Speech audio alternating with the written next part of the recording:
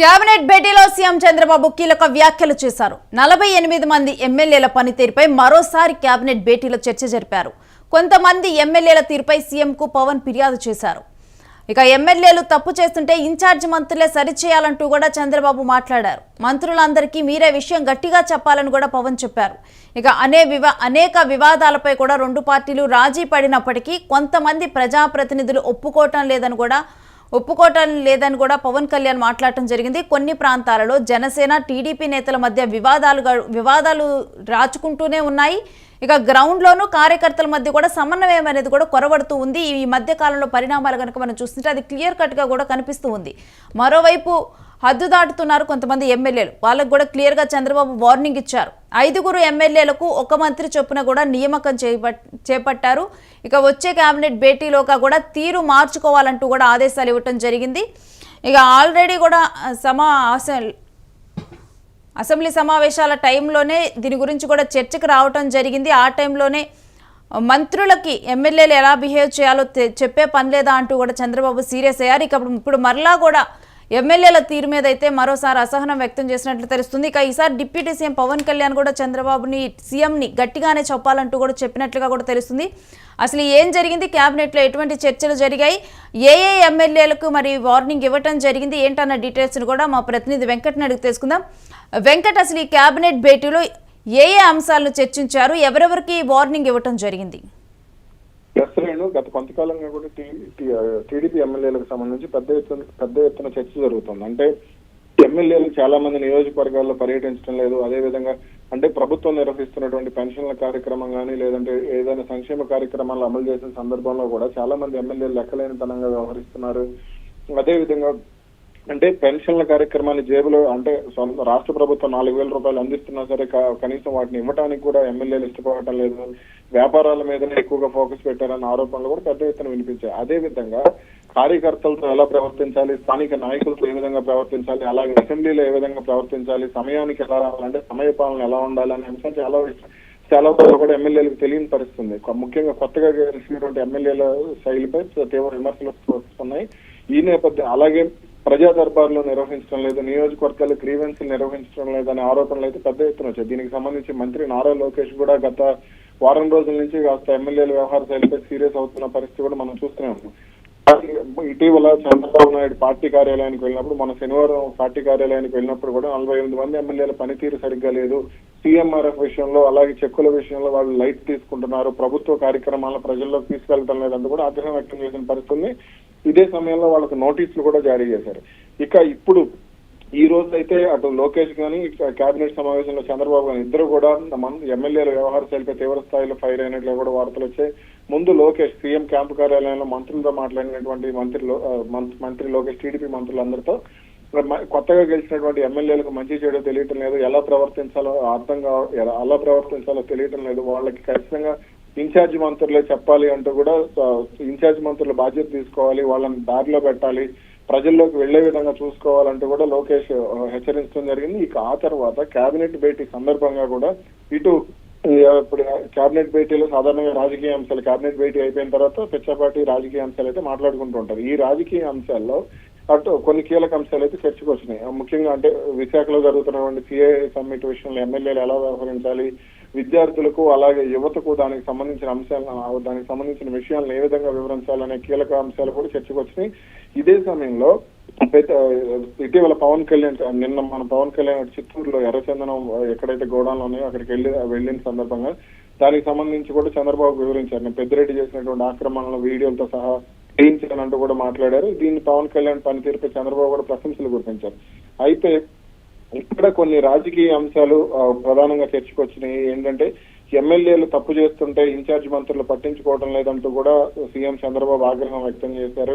కొంతమంది ఇన్ఛార్జ్ మంత్రులు అంటే జిల్లాలకు వెళ్ళటం లేదు, కేటాయించిన జిల్లాలకు వెళ్లి వాళ్ళతో మాట్లాడటం లేదంటూ కూడా ఆగ్రహం వ్యక్తం చేసిన పరిస్థితుంది. ఇక అదే క్రమంలో పవన్ కళ్యాణ్ జోక్యం చేసుకున్నారు. మంత్రులందరికీ కూడా మీరే ఈ విషయాన్ని గట్టిగా చెప్పాలి, అది జనసేన మంత్రి అయినా టీడీపీ మంత్రి అయినా ఎవరైనా సరే మంత్రులందరికీ కూడా ఈ విషయం మీరే చెప్పాలి, ఎందుకంటే మీరు రాజకీయాల్లో సీనియర్ గా ఉన్నారు, ముఖ్యమంత్రి హోదాలో ఉన్నారు కాబట్టి ఈ విషయంలో మీరు కఠినంగా ఎవరిని కూడా ఉపేక్షించవద్దంటూ కూడా పవన్ కళ్యాణ్ కోరినట్టుగా కూడా తెలుస్తుంది. అదే విధంగా ఇక్కడ మరో కీలక అంశం కూడా చర్చకు వచ్చింది. అనేక వివాదాలపై రెండు పార్టీలు రాజీ పడినప్పటికీ కూడా కొంతమంది ప్రజాప్రతినిధులు ఒప్పుకోవటం లేదు.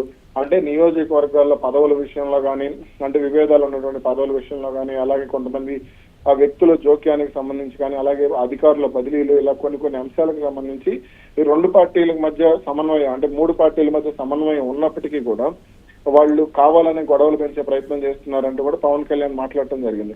ఇక దీనికి సంబంధించి కూడా గట్టిగా మాట్లాడాలంటూ కూడా పవన్ చంద్రబాబుని కోరారు. ఇక ముఖ్యంగా కూడా నెక్స్ట్ ఎమ్మెల్యేల తీరు మారాలి నెక్స్ట్ దానికల్లా కూడా అని చెప్పడం జరిగింది. దాని గురించిన డీటెయిల్స్ ఏంటి? ముఖ్యంగా కూడా ఎవరైనా స్పెసిఫిక్ గా ఎవరి పేర్లైనా తీయటం జరిగిందా? ఇక్కడ ఎక్కడ కూడా ఎమ్మెల్యేల పేర్లు ఎప్పుడు కూడా బయటకు రాలేదు. అయితే ఇటీవల కొన్ని అసెంబ్లీలో జరిగినటువంటి పరిణామాలు, బాలకృష్ణ వ్యాఖ్యలు కానీ, అలాగే కొంతమంది ఎమ్మెల్యేలు సభకు రాకపోవడం, ఇవన్నీ కూడా చంద్రబాబు చాలా సీరియస్ గా తీసుకున్న పరిస్థితి ఉంది. అంటే కొంతమంది అనవసరమైనటువంటి వ్యాఖ్యలు, బాలకృష్ణ చేసిన వ్యాఖ్యలపై కూడా అనవసరంగా మాట్లాడారనే అభిప్రాయం అయితే ఎక్కువగా వినపడిన పరిస్థితి మనం చూసాం. ఇక దానికి సంబంధించి కూడా చంద్రబాబు కొంత సీరియస్ అయ్యారు.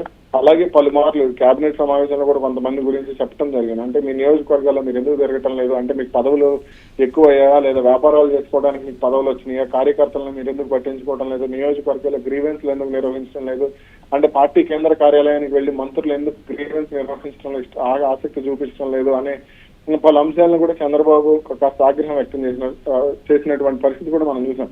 అయితే తాజాగా జరిగినటువంటి సమావేశంలో ముఖ్యంగా కొంతమంది ఎమ్మెల్యేలు సివిల్ తగాదాల్లో తలదూర్చడం, సెటిల్మెంట్లు చేయడం, అలాగే రెవెన్యూ శాఖలో తలదూర్చడం, అంటే నియోజకవర్గాల్లో ప్రభుత్వ భూముల విషయంలో జోక్యం కానీ, లేదా ప్రైవేట్ భూములను అతి తక్కువ ధరకు దక్కించుకోవాలనే ప్రయత్నాలు చేయడం, ఇవన్నీ కూడా అంటే కబ్జా వ్యవహారాలు కానీ, ఇవన్నీ కూడా చంద్రబాబు దృష్టికి వచ్చినట్టుగా కూడా తెలుస్తుంది. కాబట్టి వీటన్నిటికీ సంబంధించి పద్ధతి మార్చుకోకపోతే తన వద్ద ప్రతి ఒక్కరి సమాచారం ఉంది, తాను ఏం చేయాలనుకున్నాను అది ఖచ్చితంగా చేసి చూపిస్తాను, ఇంకా తక్కువ అంచనా వేస్తున్నారంటూ కూడా చంద్రబాబు మాట్లాడినట్టు కూడా తెలుస్తుంది. మరి దీనికి సంబంధించి ఏం జరగబోతుంది ఏంటనేది చూడాలి. అండ్ ఇంకొకటి ఏంటంటే వెంకట్, గ్రౌండ్ లెవెల్లో కూడా ప్రధానంగా కనిపిస్తూ ఉంది జనసేన టీడీపీ ఈ రెండింటి మధ్య కూడా వ్యత్యాసం అనేది కనిపిస్తుంది, వాళ్ళ మధ్య సమన్వయం అనేది లేదు. ఇక ఈ విషయాన్ని ఈసారి పవన్ కళ్యాణ్ కూడా స్వయంగా అడ్రస్ చేసినట్లుగా తెలుస్తుంది. అంటే పవన్ కళ్యాణ్ విషయానికి వస్తే, మామూలుగా జనసేన టీడీపీ విషయానికి వస్తే, పవన్ కళ్యాణ్ ముందు నుంచి కూడా చంద్రబాబుతో చాలా సఖ్యతగా ఉండేందుకు ప్రయత్నం చేస్తున్నారు. చంద్రబాబు కూడా అదే స్థాయిలో ప్రాధాన్యత ఇస్తున్నారు. మొన్న మనం చూసాం, ప్రధానమంత్రి నరేంద్ర మోడీ శ్రీశైలం పర్యటనకు వెళ్లిన సమయంలో కూడా వేదికపై తన పక్కనే పవన్ కళ్యాణ్ ఉండేలాగా జాగ్రత్త పడ్డారు చంద్రబాబు. అలాగే అటు ప్రధానమంత్రి నరేంద్ర మోడీ కూడా పవన్ కళ్యాణ్ ప్రాధాన్యత ఇస్తున్నారు. ఇక్కడ ముగ్గురు, అంటే మూడు పార్టీల అధినేతల మధ్య, మూడు పార్టీల కీలక వ్యక్తుల మధ్య సమన్వయం ఉంది. కానీ నియోజకవర్గాలకు వచ్చేసరికి కొంతమంది ప్రజాప్రతినిధులు రెచ్చగొట్టే ప్రయత్నం చేస్తున్నారు, జనసేన పార్టీ కార్యకర్తలను రెచ్చగొట్టే ప్రయత్నం చేస్తున్నారు, టీడీపీ కార్యకర్తలను రెచ్చగొట్టే ప్రయత్నం చేస్తున్నారు, బీజేపీని కూడా, అంటే సాధారణంగా బీజేపీ కార్యకర్తలు హిందుత్వం మీద ఎక్కువ మాట్లాడే ప్రయత్నం చేస్తుంటారు. కానీ వాళ్ళను కూడా రాజకీయాల్లోకి, అంటే రాజకీయాలపై ఎక్కువగా మాట్లాడి విమర్శలు చేసే స్థాయికి తీసుకొస్తున్నారు కొంతమంది ప్రజాప్రతినిధులు అనే అంశం అయితే ఈ మధ్యకాలంలో ఎక్కువగా వినపడుతోంది. కాబట్టి ఇటువంటి పవన్ కళ్యాణ్ చేసిన వ్యాఖ్యల్లో కానీ, చంద్రబాబు చేసిన వ్యాఖ్యల్లో కానీ, ఉదయం లోకేష్ చేసిన వ్యాఖ్యల్లో కానీ ఎటువంటి తప్పు లేదు. ఎందుకంటే నేను చూసిన సందర్భంలో కూడా చాలా మంది ఎమ్మెల్యేలు కానీ, మంత్రులు కానీ అక్కడ ఉన్నటువంటి కార్యకర్తలతో ఏ విధంగా ప్రవర్తించాలి, ప్రజా సమస్యలు చెప్పుకోవడానికి వచ్చిన వారితో ఏ విధంగా ప్రవర్తించాలి, అక్కడ సిబ్బందికి కూడా ఎలా ప్రవర్తించాలి ఏంటి అనేది కూడా చాలా మందికి తెలియని పరిస్థితుంది. కాబట్టి వీటన్నిటికీ సంబంధించి ఖచ్చితంగా చంద్రబాబు అయితే కఠిన నిర్ణయాలు ఉండే అవకాశం ఉంది. అలాగే కేబినెట్ కు సంబంధించి కూడా కొంతమంది మంత్రులకు నేరుగా వార్నింగ్ ఇచ్చి, మీరు నా కేబినెట్ లో అవసరం లేదు, మీరు ప్రజా కార్యక్రమాల్లో పాల్గొన్నప్పుడు మీరు కేబినెట్ లో ఉండే ఉపయోగం ఏంటి, శాఖల పనితీరు మాత్రమే కాదు, ప్రజల్లో ఉండాలి, ప్రజల సమస్యలను తీర్చాలి, పార్టీ కేంద్ర కార్యాలయానికి వెళ్ళాలి, అలాగే పార్టీ నియోజకవర్గ కేంద్ర కార్యాలయాలకు వెళ్ళాలి, మండల కార్యాలయాలకు వెళ్ళాలి, ప్రతి ఒక్క దగ్గర నాయకులు పర్యటిస్తేనే, మంత్రులు పర్యటిస్తేనే పార్టీ గుర్తింపు ఉంటుంది, ప్రజల్లో మళ్ళీ గెలుస్తామంటూ కూడా చంద్రబాబు పదే చెప్పే ప్రయత్నం చేస్తూ వస్తున్నారు. ఇప్పుడు ఈ రోజు జరిగినటువంటి కేబినెట్ సమావేశంలో కూడా అదే ప్రధానంగా చర్చకు వచ్చింది. Right, thanks for the details Venkat. ఇక సీఎం చంద్రబాబు కూడా ఇటు భేటీ అవటము, భేటీ అయిన తర్వాత పార్టీలో ఉన్న ఎమ్మెల్యేలు, మంత్రులు వీళ్ళతో కూడా మాట్లాడటం జరిగింది. ఇక ముఖ్యంగా కూడా పార్టీలో సమస్యగా మారిన అన్నిటి గురించి కూడా మాట్లాడటం జరిగింది. ముఖ్యంగా కూడా ఎమ్మెల్యేలకు కార్యకర్తలకు మధ్య కూడా గ్యాప్ వస్తూ ఉంది. మరొక వైపు ఏంటంటే ఎమ్మెల్యేలు ఎలా ప్రవర్తించాలనే విషయాన్ని కూడా కొంతమందికి తెలియటం లేదు. ఈ విషయాన్ని డెఫినెట్గా కూడా మంత్రులు 5 ఎమ్మెల్యేలకు చొప్పున కూడా ఒక మంత్రి నియామకం చేసి వాళ్ళ గైడెన్స్లో కూడా ఏ విధంగా ఎమ్మెల్యేలు పని చేయాలి, ప్రవర్తించాలి, కార్యకర్తలను కలుపుకొని వెళ్ళాలి, ఇటువంటి విషయాలన్నిటి మీద కూడా వాళ్ళకి తెలియజేయాలంటూ కూడా ఇంకా వచ్చే కేబినెట్ భేటీలో కల్లా కూడా ఈ తీరంతా కూడా మార్చుకోవాలంటూ కూడా ఇటు సీఎం ఆదేశాలు ఇవ్వటం జరిగింది. ఇక పార్టీలు అంటే కేవలం ఇప్పుడు రాష్ట్ర భవిష్యత్తు కోసం లండన్ పర్యటన కానీ ఇలా ఈ పర్యటనలు మాత్రమే కాకుండా తను ఉన్నప్పుడు కూడా ఎప్పుడైతే అవైలబుల్గా ఉంటానో అప్పుడు డెఫినెట్గా కూడా వారంలో ఒకసారి పార్టీ ఆఫీస్కి రావాలి అంటూ కూడా చంద్రబాబు ఈ విధంగా కూడా సీఎం ఇటు పార్టీ మీద కూడా దృష్టి సారించారు. అసలు లోపల ఏం జరుగుతుంది ఏంటి అన్న అంశాలను కూడా తెలుసుకునేందుకు కూడా పూర్తిగా కూడా వారానికి ఒకసారి పార్టీ కార్యాలయానికి వచ్చేలాగా కూడా మనం చూసాము. లండన్ పర్యటన నుంచి వచ్చిన తర్వాత ఆ డెసిషన్ కూడా తీసుకోవటం జరిగింది. ఇంకా ఎక్కడికక్కడ కూడా పార్టీలో ఉన్న గ్యాప్స్ని ఫిల్ చేసుకుంటూ అంటే ప్రతిపక్షానికి ఎప్పుడూ కూడా ఛాన్స్ ఇవ్వకూడదు అని కూడా సీఎం చెప్పడం జరిగింది. నెక్స్ట్ రాబోయేది కూడా మన ప్రభుత్వమే అంటే గతంలో వ్యాఖ్యానించారు.